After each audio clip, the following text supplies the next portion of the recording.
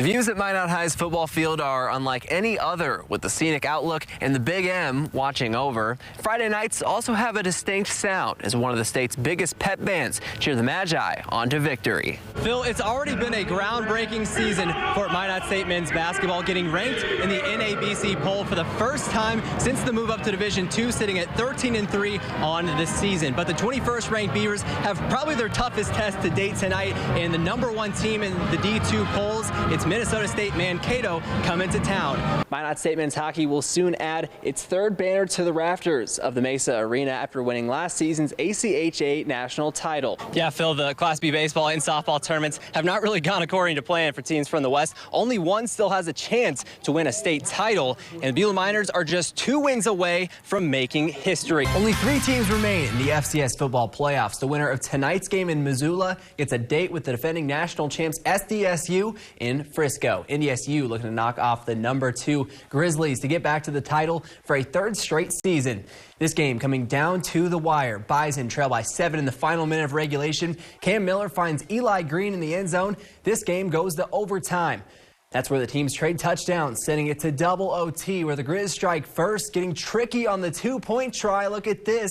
The receiver, Junior Bergen, finds Keelan White on a tip drill to put the pressure back on the Bison. NDSU answers. TK Marshall in the end zone standing up. The Bison O-line clearing the way. They still need the 2 points to force the 3rd OT. On the 2-point try, it's Rajon Nelson on the sweep, looking end zone, no flags, intercepted. The Grizz getting the walk-off win. Montana ending the Matt Entz era and heading to the ship for the first time since 2009. Well, no better time to rein in that winter than in January, I suppose. I think my New Year's resolution is to stay inside. Yeah. Thanks, Tristan. Arguably the top high school soccer player in our state has announced where she'll be playing college soccer following her senior season at Minot High. The North Dakota Gatorade Player of the Year in girls soccer and KX Sports Soccer Athlete of the Year, Emerson Perrin, is committed to North Dakota State University. Now tonight also marks the conclusion of the WDA tournament. Let's find out who's taking home not just the top prize in the West region, but a 1 seed at the state tournament, starting with the girls game. It's the WDA girls title, Minot and Legacy, winner take all. First half, the Jets needing some contributions from all over, getting it from all-conference guard Eve Knutson. 3-pointer there for the sophomore. Sabres hoping to knock off the top seed. Off to a good start as well. Mia Berryhill knocking down this 3-pointer. Legacy leads early, but it's not how you start, it's how you finish. Minot grabbing the momentum with this 3-ball by Lily Bell in the second half. They don't look back. Minot wins back-to-back WDA titles for the first time since the early 80s. 73-61 the final. Class B girls golf continues its march to the state tournament out east. Believe it or not, that's only about a month away, so the time is starting to wind down for players to qualify for that tournament. DLB hosting one of 2 varsity Class B meets locally today at Wildwood Country Club, and pick it up on hole 4 with who else? DLB's Layla Christensen once again showing off the short game to take birdie on the par 3. Look at that. Got just enough on that one. Well done. Up on hole 5, par 4 with Tioga's Ava Wallen with a birdie chance of her own. That putt somehow just a touch short. She'll have to settle for par. Also in this group is another DLB golfer in sophomore Ella Pearson. This putt pretty, and it gives her a 4.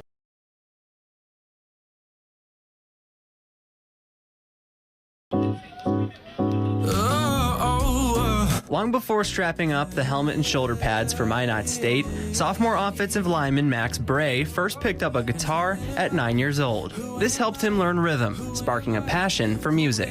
It just kind of evolved into more like, you know, this is really something that is a God-given gift. You know, what am I going to use it for? What he's done with this gift is create his own music, including his first single, Resurrection's Vow, released on Spotify earlier this month. I spent my whole life chasing my own feelings. It represents how I felt when I finally realized that I learned to let go of all the mistakes I've made and to give it to Christ. This is my 2nd year of college, but my first year kind of struggled a bit mentally, and I was kind of having it rough.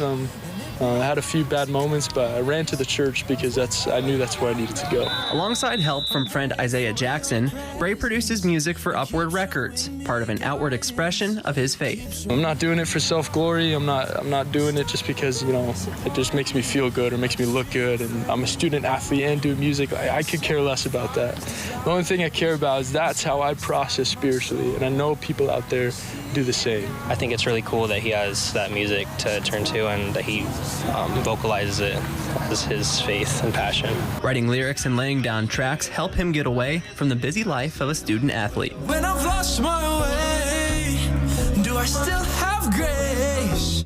Music's something I go to kind of escape all the busyness and to spend time with the Lord and to spend time just processing and praying. A lot of my songs are just prayers.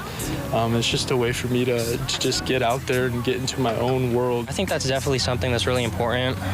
It's something that's really beneficial for someone's mental health to get away from it all. Reporting in Minot for KX Sports, I'm Tristan Thomas. Patriot Field has a special meaning for those who gave the baseball diamond its name. We could have used a veterans field, a soldiers field, but we wanted a field that represented everybody in Tioga. We're patriots. Prior to 2020, the Tioga baseball program only went as high as Little League. Organizations like the American Legion Post 139 played a big part in bringing Legion baseball back to town for the first time in nearly a decade. About 2 years ago, the high school called us and said they had a renewed interest in high school baseball, but didn't have a field to play on, so they asked the Legion if they could use their field. Well, our field hadn't had a team on it in 10 years, so it needed some maintenance. Rather than putting a bandage on it, we said, let's rebuild the whole field. Post 139, Tioga High School, and others helped fund a $500,000 project, including a new scoreboard, field, dugouts, bleachers, and press box utilized by the school and summer baseball teams. They wanted to bring baseball back to Tioga, and through their efforts, they've renovated this field and renamed it Tioga Patriot Field. American Legion Post 139 Patriot Field, and 3 years later we're playing on our field. It's different from what we had in the past few years because a lot of our baseball program has stopped at Little League, and so I guess for the past couple of years I've went over to Ray and played for their Babe Ruth team, and now it's a lot easier and a lot more fun to play for a team that you're familiar with. Players and coaches hope this commitment to expanding the opportunities in youth baseball pays dividends in the years to come. Our Legion program is a lot of younger players that are playing, but they're going to get better because of it, and we hope we can instill a love of baseball in these younger kids and help grow the program. You're playing against a lot more high school kids like you're used to in the spring ball season, so less kids go out in the summer ball, but the ones that care about it and the ones that are good at it go out for summer ball. In Tioga, I'm Tristan Thomas, reporting for KX Sports.